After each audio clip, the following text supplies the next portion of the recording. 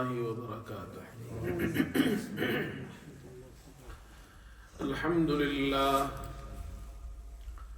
الحمد لله وكفى وسلام على عباده الذين اصطفى.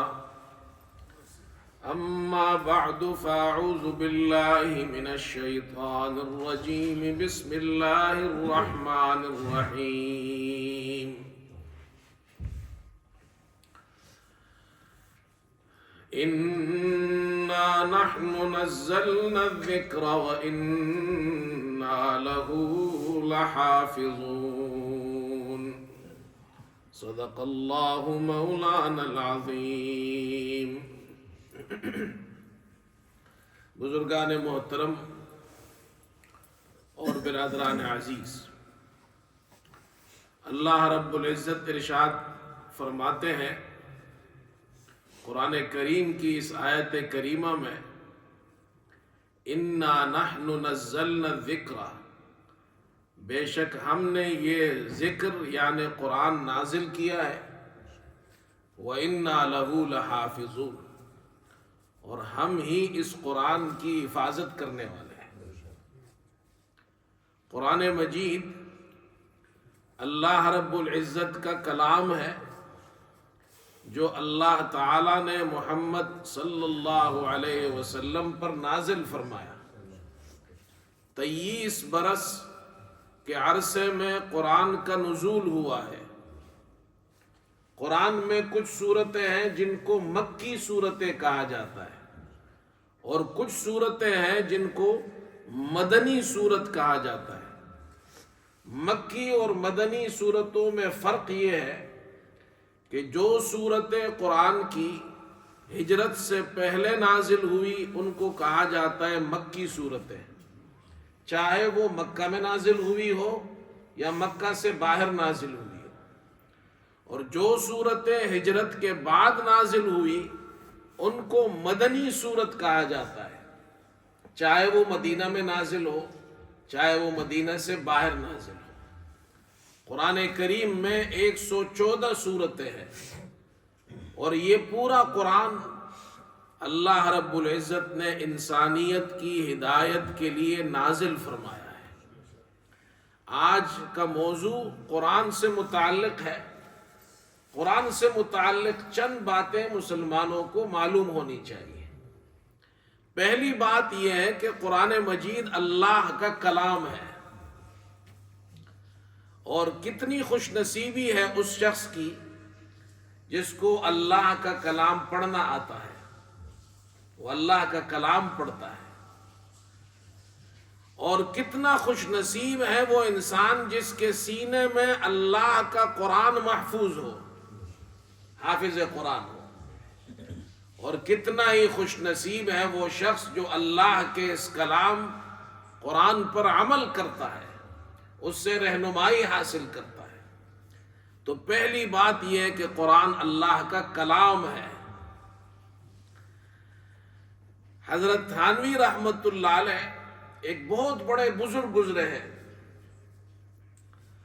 ایک مرتبہ وہ باہر تشریف لے گئے، راستے میں ایک ہندو پنڈت سے ان کی ملاقات ہوئی۔ ہندوستان میں تھے۔ ہندو پنڈت اپنے ایک چیلے کے ساتھ، اپنے ایک شاگرد کے ساتھ جا رہا تھا۔ اس نے حضرت تھانوی کو دیکھا تو کہا کہ آپ مسلمانوں کے امام ہیں، آپ عالم ہیں، تو میرا آپ سے ایک سوال ہے، آپ کے دین کے بارے میں، آپ کے مذہب کے بارے میں، آپ کے قرآن کے بارے میں۔ اور وہ سوال یہ ہے کہ آپ مسلمان یہ عقیدہ رکھتے ہیں کہ قرآن اللہ کا کلام ہے، اور کلام کے لیے ضرورت ہوتی ہے زبان کی۔ جب آپ کسی بھی بات پر تلفظ کرتے ہیں، کوئی کلام کہتے ہیں تو زبان سے کہتے ہیں۔ تو کلام اس وقت تک نہیں ہو سکتا جب تک کہ زبان کو حرکت نہ دی جائے۔ زبان سے آپ کلام کی ادائیگی کرتے ہیں، تو کلام میں محتاج ہوتا ہے انسان زبان کا۔ اور زبان کے بغیر کلام نہیں، تو اس کا مطلب یہ ہے جب قرآن اللہ کا کلام ہے تو اللہ بھی زبان کا محتاج ہو گیا، اور جو زبان کا محتاج ہو وہ خدا نہیں ہو سکتا؟ یہ اس نے سوال کیا۔ حضرت تھانوی رحمت اللہ علیہ فرماتے ہیں یہ سوال مجھ سے پہلے کسی نے نہیں کیا، اور اس کا جواب بھی مجھے نہیں معلوم تھا، لیکن جب اس نے یہ سوال کیا تو اللہ نے میری مدد فرمائی۔ اللہ علماء کی مدد فرماتے ہیں، ان کے پاس صرف علم کی طاقت نہیں ہوتی، تقوی والی طاقت ہوتی ہے۔ یہ تقوی بہت بڑی چیز ہے، جب تقوی ہو تو پھر اللہ ایسے مواقع پر مدد فرماتے ہیں۔ وَمَن يَتَّقِ اللَّهَ يَجْعَل لَّهُ مَخْرَجًا، اللہ فرماتے ہیں جو اللہ سے ڈرتا ہے، جو متقی ہے، يَجْعَل لَّهُ مَخْرَجًا، اللہ اس کے لیے مخرج بنا دیتا ہے، مشکل وقت میں نکلنے کا راستہ اللہ بنا دیتا ہے۔ تو فرماتے ہیں اللہ نے میرے دل میں یہ بات ڈالی، اللہ کی طرف سے یہ مجھ پر فضل ہوا، تو میں نے اس ہندو پنڈت سے کہا دیکھو ہم اور آپ بولنے میں زبان کے محتاج ہیں، بات کرنے میں زبان کے محتاج ہیں، لیکن یہ جو ہماری زبان ہے یہ زبان خود بولنے میں کسی اور زبان کی محتاج نہیں ہے، یہ خود بخود بولتی ہے۔ تو حالانکہ زبان مخلوق ہے، زبان مخلوق ہو کر خود بولتی ہے، بولنے میں، کلام کرنے میں زبان کو کسی اور چیز کی ضرورت نہیں، کسی اور زبان کی ضرورت نہیں۔ وہ خالق ہے جس نے اس زبان کو پیدا کیا ہے، جب وہ خالق کلام کرتا ہے تو اس کو بھی بولنے میں، کلام کرنے میں کسی اور کسی چیز کی، زبان کی ضرورت نہیں، وہ کسی کا محتاج نہیں ہے۔ وہ ہندو پنڈت نے جب یہ جواب سنا تو وہ جھوم گیا، اور اس نے اپنے شاگرد سے کہا کہ عالم اس کو کہتے ہیں، یہ ہوتا ہے عالم۔ تو قرآن اللہ کا کلام ہے میرے دوستو، اور ہمارے لیے، اس امت کے لیے اللہ نے یہ قرآن بھیجا ہے، اور قرآن رسول کریم صلی اللہ علیہ وسلم کا معجزہ ہے۔ ہم یہاں انگلینڈ میں رہتے ہیں، یہ ہمارے بچے جوان ہیں، اسکولوں میں جاتے ہیں، کالجز میں جاتے ہیں، دوسرے لوگ غیر مسلم ہیں وہ ہمارے دین کے بارے میں سوال کرتے ہیں، تو اگر کوئی سوال یہ کرے، ہم یہاں بچوں کو یہ سکھاتے بھی ہیں، جوانوں کو، نوجوانوں کو بتاتے ہیں، اس لیے کہ معلوم ہو، کوئی سوال کرے مسلمان سے کہ محمد صلی اللہ علیہ وسلم کو تم اللہ کا نبی اور رسول مانتے ہو، ان کی نبوت اور رسالت کی کیا دلیل ہے؟ تو آسان جواب ہے، محمد صلی اللہ علیہ وسلم کی نبوت اور رسالت کی سب سے بڑی دلیل قرآن ہے، اس لیے کہ قرآن آپ کا معجزہ ہے۔ اللہ نے انبیاء علیہ السلام کو معجزات عطا فرمائے، اور معجزہ نبی کی نبوت کی دلیل ہوتا ہے، اس لیے کہ کوئی اس کا جواب نہیں دے سکتا۔ لیکن اللہ نے محمد صلی اللہ علیہ وسلم کو جو معجزہ عطا فرمایا ہے، اس معجزے میں اور گزشتہ انبیاء کے معجزات میں فرق ہے۔ گزشتہ انبیاء کو اللہ نے معجزات دیے، لیکن جب ان کا انتقال ہوا تو ان کا معجزہ بھی ختم ہو گیا۔ حضرت موسیٰ علیہ السلام کو اللہ تعالیٰ نے معجزہ عطا فرمایا، عصا اور لاٹھی کا معجزہ۔ وہ عصا اور وہ لاٹھی سانپ بن جاتی تھی۔ فرمایا وَمَا تِلْكَ بِيَمِينِكَ يَا مُوسَىٰ، وَمَا تِلْكَ بِيَمِينِكَ يَا مُوسَىٰ، قال هي عصاي أتوكأ عليها وأهش بها على غنمي ولي فيها مآرب أخرى۔ اللہ تعالیٰ نے فرمایا اے موسیٰ تمہارے دائیں ہاتھ میں کیا ہے؟ حضرت موسیٰ علیہ السلام نے جواب دیا اے اللہ ہی عصایا، یہ میری لاٹھی ہے، میں اس پر ٹیک لگاتا ہوں، اتوکأ علیہا، میں اس سے اپنی بکریوں کے لیے پتے جاڑتا ہوں، وأہش بہا علی غنمی، اور فرمایا ولی فیہا مآرب اخری، اس میں اور بھی بہت سے کام ہیں میرے لیے۔ اللہ تعالیٰ نے تو ایک سوال کیا، اس کا جواب یہ تھا کہ لاٹھی ہے، لیکن حضرت موسیٰ علیہ السلام نے 4 باتیں ارشاد فرمائی. یہ میری لاٹھی ہے، ہی عصایا اتوکأ علیہا، میں اس پر ٹیک لگاتا ہوں، واحش بہا علی غنمی، پتے جاڑتا ہوں بکریوں کے لیے، ولی فیہا معارب اخرى، اور بھی بہت سے کام کی چیزیں ہیں، اور بھی بہت سے فائدے ہیں. علماء نے لکھا ہے حضرت موسیٰ علیہ السلام نے اتنا لمبا جواب دیا، 4 باتیں ارشاد فرمائی، اور لمبا جواب اس لیے دیا کہ آج اللہ سے ہم کلامی کا مجھے شرف حاصل ہوا ہے، اللہ نے موقع دیا ہے اللہ سے ہم کلامی کا، لہذا اللہ سے ہم کلامی کا جب موقع ملا ہے تو میں زیادہ باتیں کروں. اللہ اکبر. یہ ان کا معجزہ تھا، لیکن جب ان کا انتقال ہوا تو ان کا معجزہ بھی ختم ہو گیا. پھر وہ لاٹھی سانپ نہیں بنتی تھی.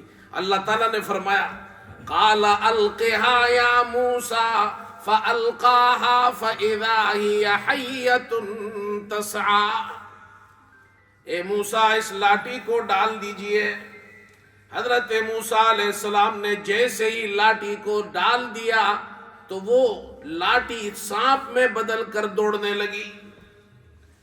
قال خذها ولا تخف سنعيدها سيرتها الاولى، اے موسیٰ اللہ تعالیٰ نے فرمایا بے خوف ہو کر اسے پکڑ لیجئے، ہم اس کو یہ جو سانپ ہے، یہ جو لاٹھی سانپ بن گئی ہے، اس کو پہلی والی صورت میں دوبارہ لے آئیں گے. یہ معجزہ تھا ان کا. حضرت موسیٰ علیہ السلام کا انتقال ہوا، ان کا معجزہ بھی ختم ہو گیا. لیکن قربان جائیے، اللہ نے محمد صلی اللہ علیہ وسلم کو معجزہ عطا فرمایا، قرآن کا معجزہ، اور ایسا معجزہ ہے کہ کوئی اس قرآن کا مثل نہیں پیش کر سکتا، اور یہ ایسا معجزہ ہے جو قیامت تک باقی رہے گا.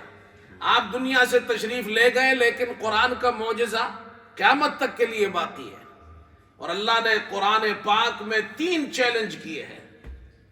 پہلا چیلنج فرمایا، اللہ اکبر، قُلْ لَئِنِ اجْتَمَعَتِ الْإِنسُ وَالْجِنُّ عَلَىٰ أَن يَأْتُوا بِمِثْلِ هَٰذَا الْقُرْآنِ لَا يَأْتُونَ بِمِثْلِهِ وَلَوْ كَانَ بَعْضُهُمْ لِبَعْضٍ ظَهِيرًا.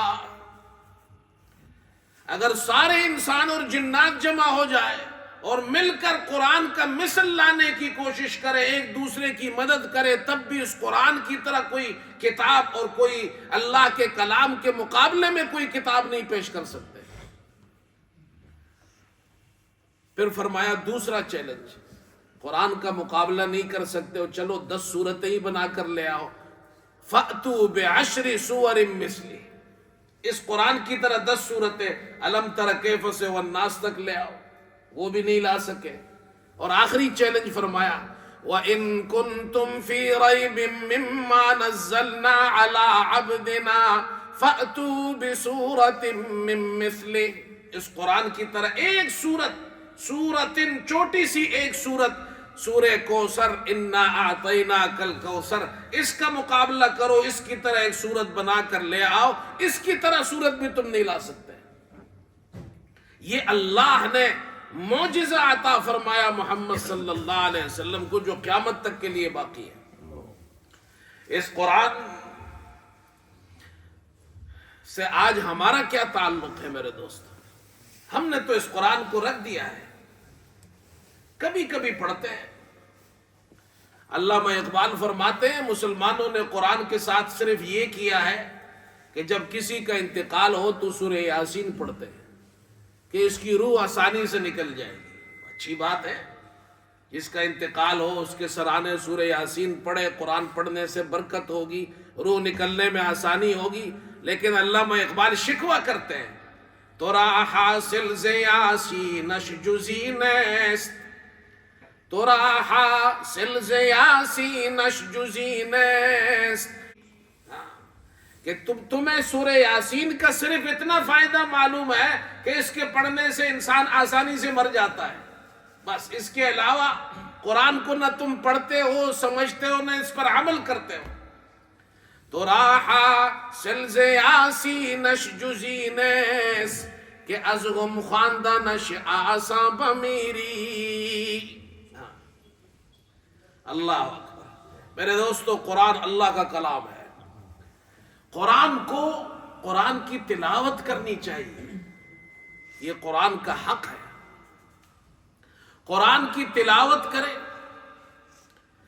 سمجھ کر کرے تو بہت اچھی بات ہے. قرآن کو پڑھے, اس کو سمجھے. لیکن اگر کوئی شخص قرآن کو پڑھتا ہے اور اس قرآن کا ترجمہ اسے سمجھ میں نہیں آتا, تب بھی اس کو ثواب ملتا ہے. آج کل کچھ لوگ پیدا ہو گئے ہیں, وہ کہتے ہیں جی قرآن کو اگر آپ ویسے ہی پڑھیں گے, سمجھتے نہیں ہیں تو کوئی ثواب نہیں ہے اس کا. تو ہمارے تو سارے دنیا کے مسلمان تو عرب نہیں ہیں, سب تو قرآن کو نہیں سمجھتے, ترجمہ پڑھ کر سمجھتے ہیں.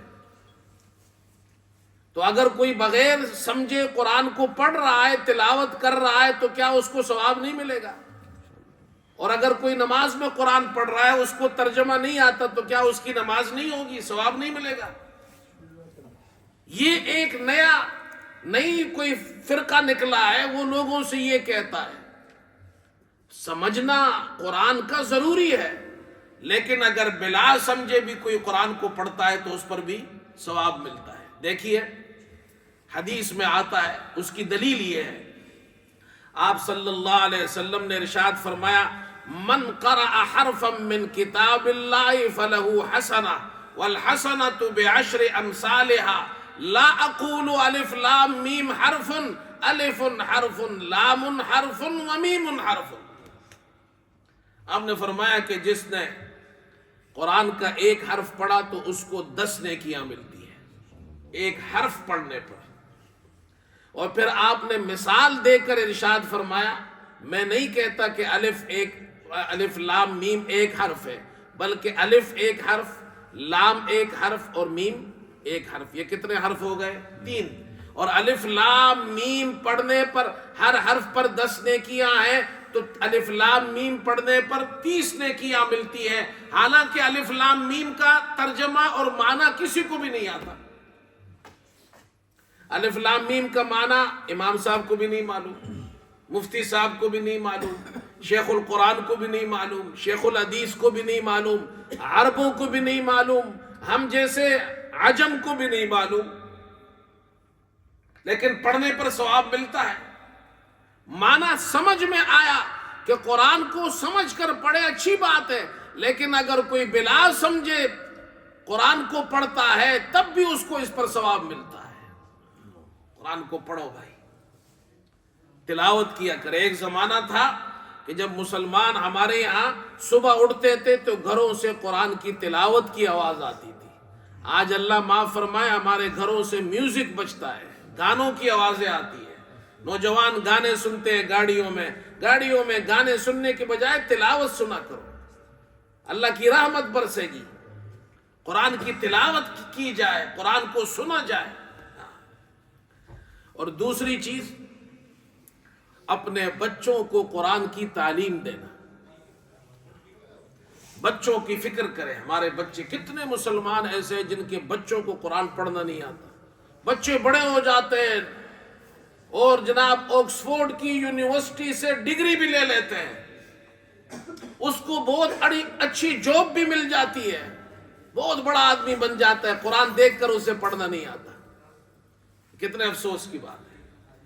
ہمارا بچہ اگر دنیا میں اتنا آگے ہے, قرآن میں بھی اس کو آگے ہونا چاہیے. اپنے بچوں کو قرآن سکھائے, قرآن کا حافظ بنائے. اور حافظ بننا کوئی مشکل نہیں ہے, بچے بچپن میں آسانی سے حفظ کر لیتے ہیں. جو بچے حافظ ہوتے ہیں وہ دنیاوی تعلیم میں بھی آگے ہوتے ہیں. اللہ ان کا ذہن تیز کر دیتا ہے. قرآن ایسی چیز ہے. حدیث میں آتا ہے, اللہ اکبر, رسول اللہ صلی اللہ علیہ وسلم نے ایک حدیث میں ارشاد فرمایا, میں جب حدیث پڑھتا ہوں تو حدیث کی بھی تلاوت کرتا ہوں, جیسے قرآن کی تلاوت کی جاتی ہے. جیسے میں نے ابھی حدیث پڑھی.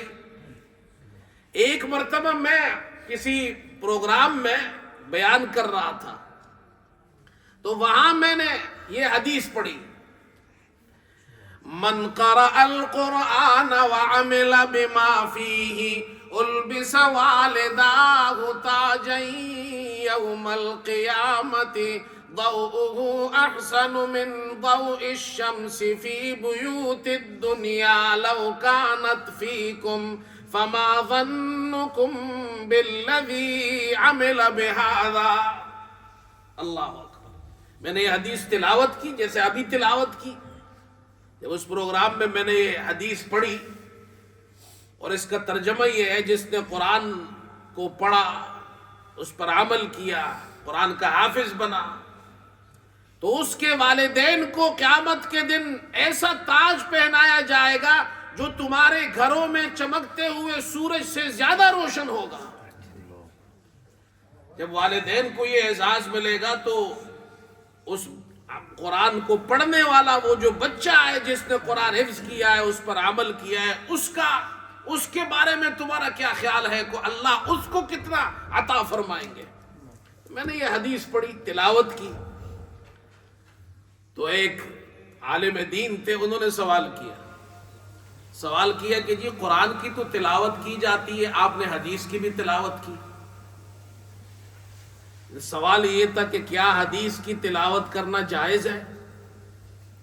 تو مسئلہ تو یہ ہے کہ حدیث کی تلاوت کی جا سکتی ہے. ہمارے یہاں مدارس میں جو دورہ حدیث آخری سال ہوتا ہے اس میں طلبہ جب حدیث پڑھتے ہیں استاد کے سامنے حدیث پڑھی جاتی ہے. کبھی استاد خود پڑھتا ہے حدیث, اسی سے سند متصل ہوتی ہے. طالب علم وہ احادیث استاد سے سنتا ہے یا استاد کے سامنے پڑھتا ہے تو اس کی سند متصل ہو جاتی ہے, وہ تلاوت کی جاتی ہے حدیث کی. مجھے تو مسئلہ معلوم تھا لیکن جب انہوں نے یہ سوال کیا تو میں سوچ میں پڑ گیا کہ مجھے کوئی دلیل مل جائے. تو ایک مرتبہ میں یہاں مسجد میں قرآن کی تلاوت کر رہا تھا, سورہ احزاب ایک آیت پر پہنچا تو میں وہاں رک گیا. اللہ تعالیٰ سورہ احزاب میں نبی صلی اللہ علیہ وسلم کی بیویوں سے فرماتے ہیں وَاذْكُرْنَ مَا يُتْلَى فِي بُيُوتِكُنَّ مِنْ آيَاتِ اللَّهِ وَالْحِكْمَةِ إِنَّ اللَّهَ كَانَ لَطِيفًا خَبِيرًا.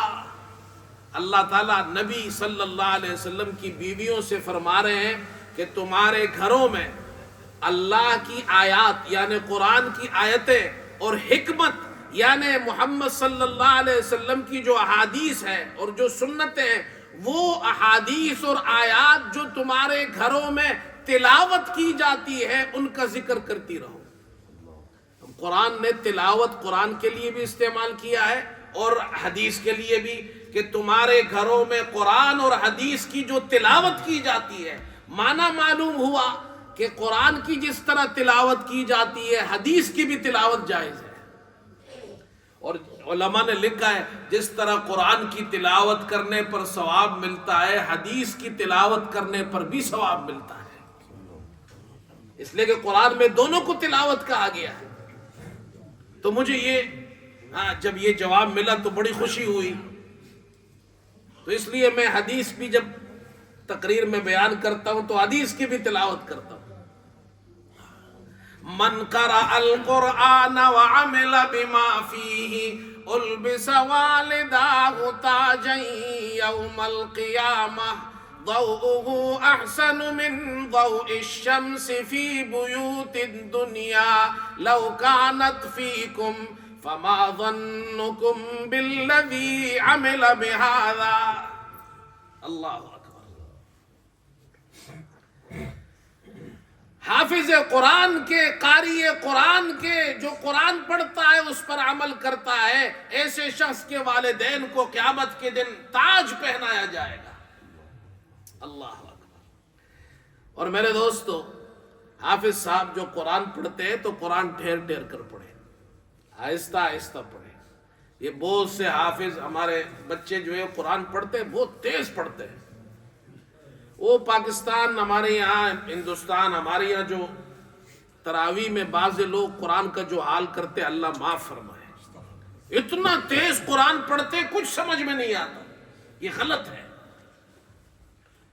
اب میں حدیث بھی سناتا ہوں اور آپ کو مسئلہ بھی بیان کرتا ہوں. قرآن پڑھنے کے کتنے طریقے ہیں؟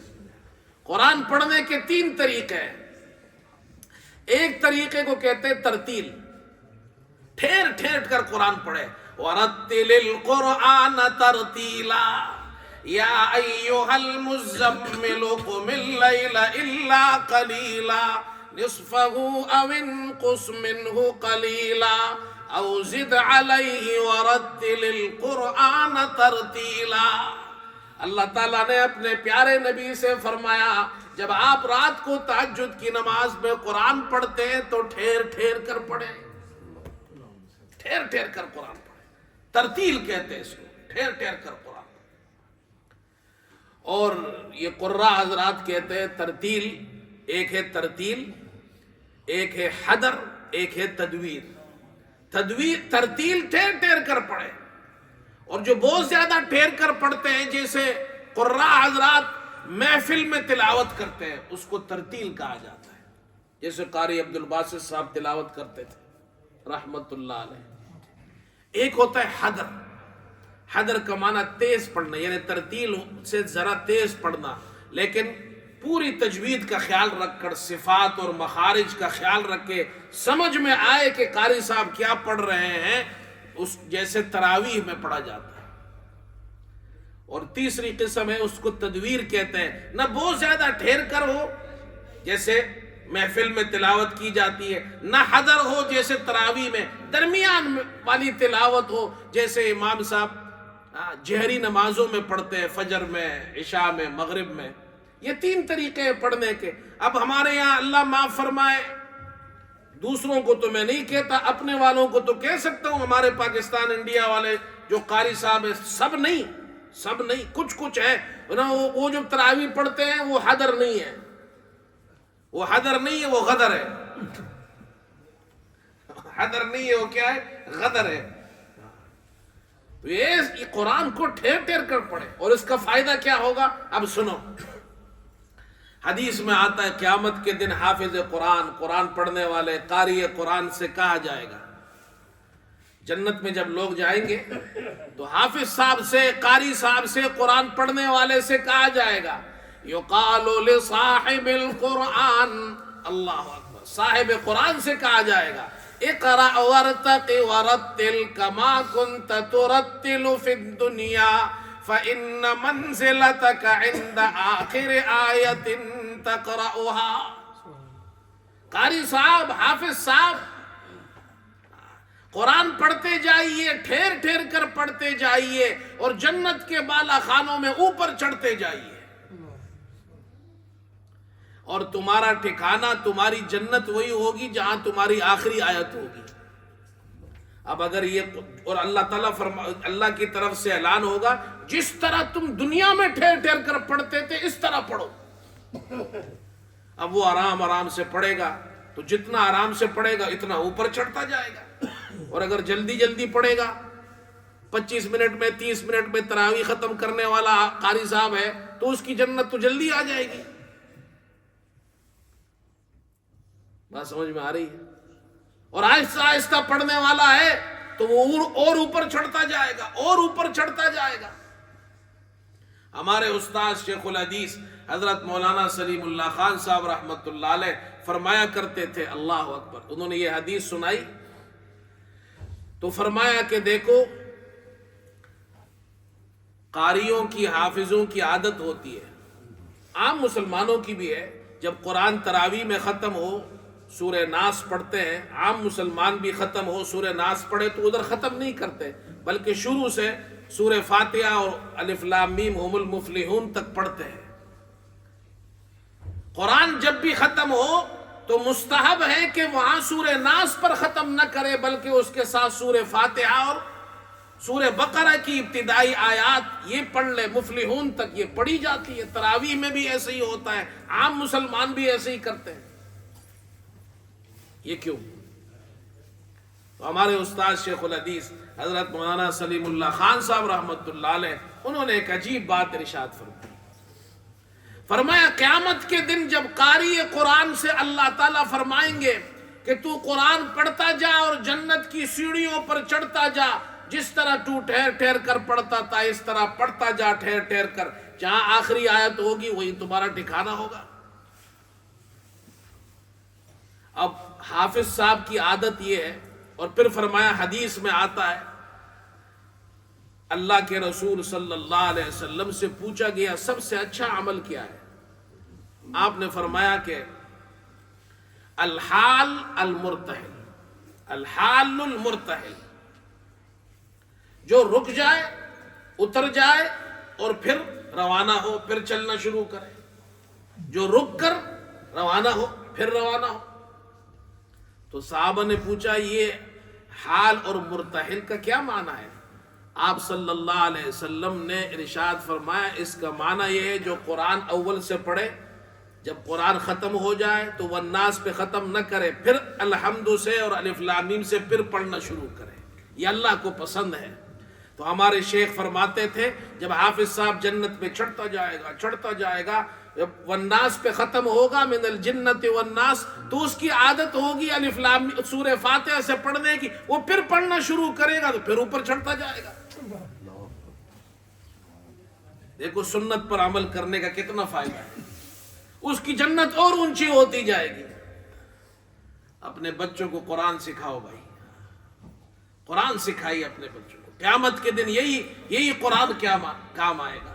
ہمارے بچے، ہم قرآن، گھروں میں خواتین قرآن پڑھنے والی بن جائیں، قرآن کی تلاوت کریں۔ آج لوگ کہتے ہیں ہمارے گھر میں سکون نہیں ہے، مولوی صاحب گھر میں سکون نہیں ہے، یہاں انگلینڈ میں برطانیہ میں تو یہ سکون تو جناب یہاں آپ خرید نہیں سکتے، دنیا کی چیزیں خرید سکتے، اچھے اچھے گھر ہیں، یہ سردی کا زمانہ ہے، گھر کے اندر جاؤ ہیٹنگ لگی ہوئی ہے، گرم پانی ہے، آرام دہ بستر ہے، دنیا جہاں کی نعمتیں ہیں ہمارے پاس، ہمارے بچوں کے پاس، لیکن سکون نہیں ہے۔ اور سکون انہی گھروں میں ہے جو دیندار ہے، یاد رکھو، جو قرآن پڑھتے ہیں، جو گھروں میں تلاوت کرتے ہیں، جو نماز پڑھتے ہیں، جن کے بچوں کو دین سکھاتے ہیں، جو اللہ اللہ کرتے ہیں، مسجد میں آتے ہیں، حرام سے بچتے ہیں، حلال اختیار کرتے ہیں، انہی کے پاس سکون ہے۔ سکون آپ بازار سے نہیں خرید سکتے بھائی، ہم گھر بنا سکتے ہیں، اچھا گاڑیاں اچھی لے سکتے ہیں، سکون کہاں سے ملے گا؟ سکون اللہ کی یاد میں ہے، الا بذکر اللہ تطمئن القلوب۔ اللہ تعالیٰ فرماتے دلوں کا اطمینان اللہ کی یاد میں ہے۔ مجھ سے ہمارے ایک ساتھی ہے، انہوں نے سوال کیا کہ امام صاحب ہمیں روزانہ کیا ذکر کرنا چاہیے؟ یہ بھی بتا دیتا ہوں، مجھے یاد آ گیا، ابھی اس آیت سے یاد آ گیا۔ روزانہ ہم نماز تو پڑھتے ہیں لیکن ذکر بھی کرنا چاہیے، تو میں آپ کو ذکر کرنے کا بہت آسان طریقہ بتاتا ہوں، آپ پورا دن ذاکر بن جائیں گے۔ فجر کی نماز پڑھو، فجر کی نماز ضرور پڑھا کریں، فجر کی نماز نہیں چھوڑیں، فجر میں اٹھے، جلدی اٹھے، نماز پڑھے، اس سے پورے دن کے اندر انسان کو اللہ تعالیٰ برکتیں عطا فرماتا ہے۔ فجر کی نماز پڑھ لی، اب فجر کی نماز کے بعد 3 تسبیحات پڑھے۔ استغفار کی تسبیح ہے 100 مرتبہ، 100 مرتبہ درود شریف، اور 100 مرتبہ سوئم کلمہ، تیسرا کلمہ یہ پڑھے۔ یہ 3 تسبیحات 100 مرتبہ پڑھے۔ قرآن کی تلاوت کر لے، تھوڑا وقت ہے تھوڑا سا کر لے، 2 رکوع پڑھ لے، 1 صفحہ پڑھ لے، 2 صفحے پڑھ لے، یہ ہو گیا پہلا کام۔ اب آپ جائے کام پہ، جب گھر سے نکلیں گے تو گھر سے نکلنے کی دعا پڑھیں، بسم اللہ توکلت علی اللہ ولا حول ولا قوت الا باللہ۔ گاڑی میں بیٹھے تو گاڑی کی دعا پڑھیں۔ اب آگے کھانا کھائیں گے، ناشتہ کریں گے، نکلنے سے پہلے تو بسم اللہ پڑھیں، اور جب کھانا ختم ہوگا الحمدللہ پڑھیں، ہاتھ دھوئے، کھانا کھائیں، سنتوں پر عمل کریں۔ اب آپ گاڑی میں بیٹھے، گاڑی کی دعا، بازار میں جائے، بازار کی دعا، اوپر چڑھ رہے ہیں تو کیا پڑھنا ہے؟ پہلے بتایا تو میں نے آپ کو، اللہ اکبر، اللہ اللہ سب سے بڑا ہے، جتنی بھی اونچائی ہے، جتنی بھی اونچائی، بڑا کون ہے؟ سب سے اوپر اللہ ہے۔ نیچے جائے تو کیا پڑھنا ہے؟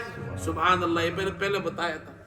اب جتنی سنت مسنون اذکار ہیں وہ پڑھتے جائے، مسلمان ملے السلام علیکم ورحمۃ اللہ وبرکاتہ، چھینک آئے تو الحمدللہ، کوئی چیز اچھی لگے تو ماشاء اللہ، کوئی آپ کے ساتھ احسان کرے جزاک اللہ خیرا، یہ تو آسان آسان دعائیں ہیں۔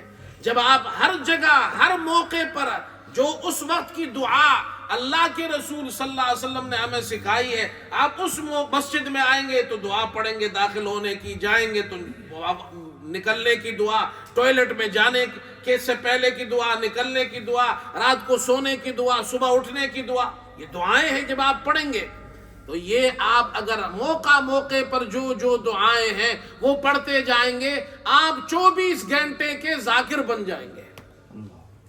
کتنا آسان ہے، مگر ہم لوگوں نے تو چھوڑ دیا ہے۔ جزاک اللہ مسلمانوں سے ختم ہو گیا، بارک اللہ ختم، بچوں کو سکھایا ہے جزاک اللہ، بارک اللہ، جزاک اللہ خیرن، یہ پورا پڑھا کریں، صرف جزاک اللہ نہیں، جزاک اللہ خیرن۔ ایک مرتبہ میں سعودیہ میں سفر کر رہا تھا، تو ایک عرب تھا، اس نے ہمارے ساتھ اچھائی کی تو میں نے اس کو کہا جزاک اللہ، اس نے کہا نہیں اس کو کمپلیٹ کرو، جزاک اللہ خیرن کہو۔ اللہ اکبر، میں نے کہا دیکھو وہ بات میں ابھی تک نہیں بولا ہوں، تو جزاک اللہ خیرن یہ کہا کرے، وقت جو موقع کی دعائیں ہیں وہ پڑھا کرے۔ جب آپ یہ پڑھیں گے آپ 24 گھنٹے کے ذاکر بن جائیں گے۔ یہ آسان طریقہ ہے ذکر کرنے کا۔ اللہ ہم سب کو عمل کی توفیق عطا فرمائے۔ وآخر دعوانا الحمدللہ رب العالمین۔